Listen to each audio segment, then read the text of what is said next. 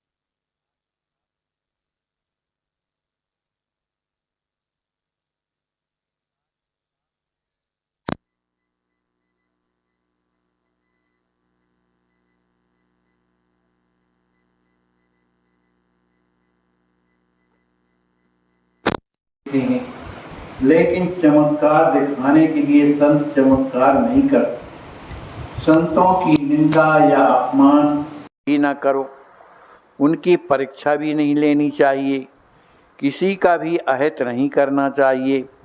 दूसरे के हित का ही सोचो, हित ही करो। नाम स्मरण के अलावा अन्य किसी भी बात में हित नहीं है। अतः निरंतर हरिनाम स्मरण संत संगति ही है। सद्विचार मानो संत संगति से ही प्राप्त होते हैं। ध्यान, स्मरण, मनन, सद्ग्रंथ वाचन के कारण संतों से मेल होगा और उनके समागम होना संभव होता है। संत समागम में रहकर विषय की इच्छा करना, यह समागम का रहस्य नहीं है। किसी माँ का इकलौता बेटा अफीम की गोली खाने के लिए हठ करे तो क्या माँ उसे वह गोली देगी? यदि वह गोली दे तो वह सच्ची माँ नहीं है। उसी प्रकार जो विषय के बारे में आसक्ति बटाएगा वह सच्चा संत ही नहीं है। संत को विषय का प्रेम नहीं होता। इतना ही नहीं, यदि उसका शिष्य विषय में लीन होगा तो उसे वेदना होती है।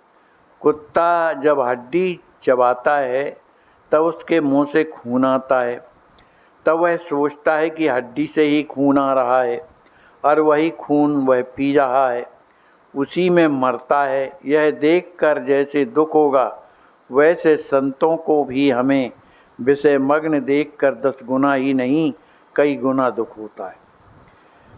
संतों ने वस्तुतः भगवान को पहचाना। जिज्ञासु शिष्य मिलने पर संत को अपना जीवन सफल हुआ ऐसा लगता है। साधनों से जो नहीं सधता, वह संतों के सहवास से सधता है। मनुष्य जितना निस्वार्थ होता है, उतनी उसकी भाषा व्यापक होती है। हमारे अपने घर के लोग भी अपनी आज्ञा का पालन नहीं करते, किंतु संतों की वाणी संपूर्ण संसार पर परिमाण करती है, क्योंकि वह सर्वव्यापक होती है। वह वाणी बहुत निष्ठा और लगन की होती है। इसी अर्थ से कह सकते हैं कि श्रुति सनातन है। संसार के कल्याण के लिए ऋषियों ने कुछ कहा, अतः उस वाणी से संसार का कल्याण होगा ही। जब तक कल्याण हेतु से वाणी बोली जाती है, तब तक वह वाणी रहेगी। जो है उसमें संतोष माने, किसी का द्वेष मत्सर न करें, सभी जग भगवत रूप माने, निराभिमानी रहें, अखंड नाम स्मरण करें, संतों सज्जनों सद्गुरुओं के बारे में पूज्य भाव रखें, इन्हीं बातों का आचरण करें, यही परमार्थ है। बताइए इसमें कौन सी बात कठिन है और खर्चीली है? हम निश्चय पूर्वक उन बातों को आचरण में नहीं लाते, इसलिए संतोष नहीं हो पाता। उन बातों का हम आचरण करें तो संतोष।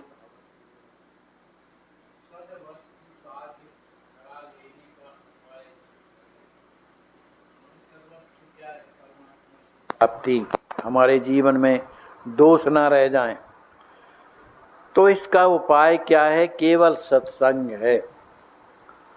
विषयासक्त व्यक्ति शराबी की तरह व्यवहार करता है, उसे सब समझता है, लेकिन तदानुसार वह कृति नहीं करता।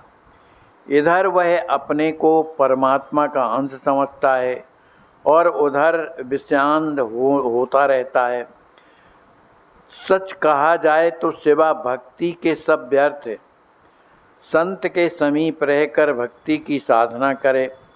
हमें लगता है कि कुछ करना बाकी है, जब ऐसा लगेगा तो करना बाकी था, वह अब नहीं करना, तब समझना चाहिए कि साधना में प्रगति हुई। भगवत भक्ति के लिए गुरु की सेवा एक मुख्य साधन है।